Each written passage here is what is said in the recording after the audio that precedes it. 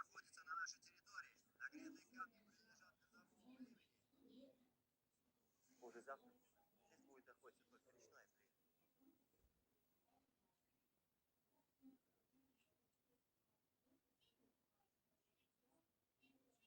Вы умеете плавать как выдре, но не получите ни клочка этого леса. Быстро, кисточка, беги! Это бессмысленно. Здесь слишком много воителей речного племени.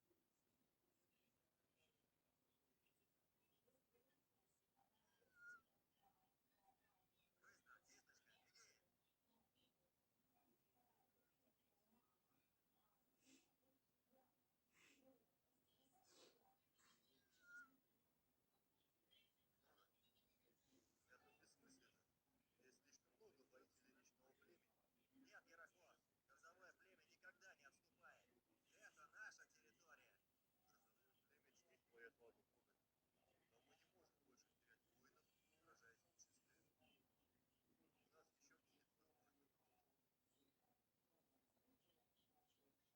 выход. Отступаем, грозовое племя. Отступаем.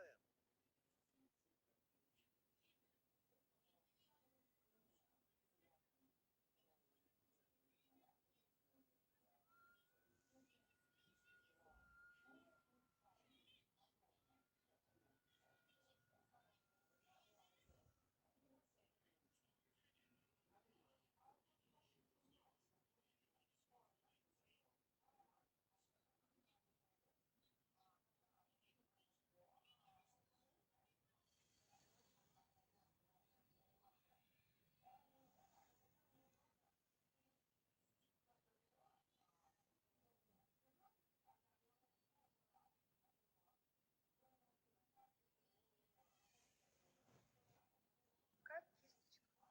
У нее глубокая рана, синяя звезда. Она молодая и сильная, так что быстро пойдет на поправку. А остальные? Они тоже поправятся. Я рада, что мы не потеряем больше воителей. Ты одаренная целительница лесной звезды. Я глубоко обеспокоена сегодняшним поражением.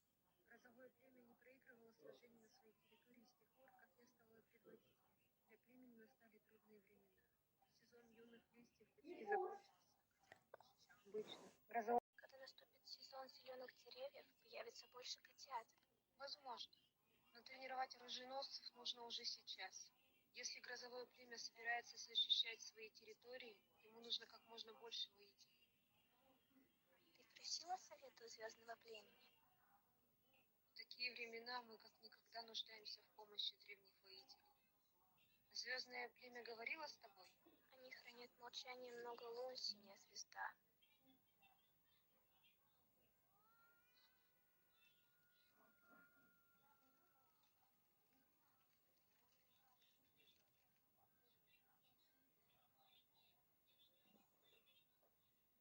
Это было знамение звездного племени.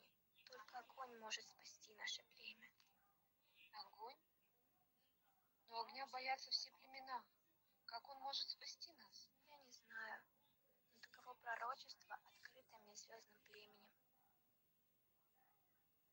Ты никогда не ошибалась, быстролистая.